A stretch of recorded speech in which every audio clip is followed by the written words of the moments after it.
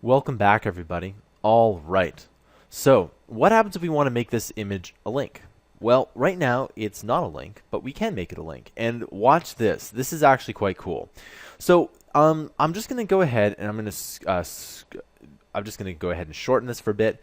And if we look at here, we have our ahref, and that's our link right here.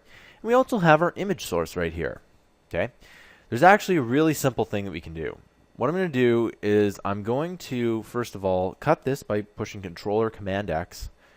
And I'm going to go ahead and I'm going to go delete that.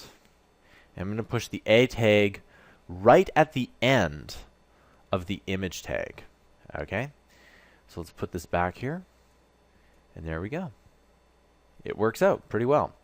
All right, and you can just push space to go back, because every time you make an adjustment in JSBin here, what ends up happening is it refreshes. Okay, so let's take a look at this here, and we'll talk a little bit about it. So we have our ahref, which is our link.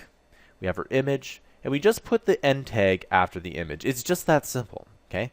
Now you'll notice something a little bit different about this image tag, which I didn't talk about in the last tutorial. Just take a quick look.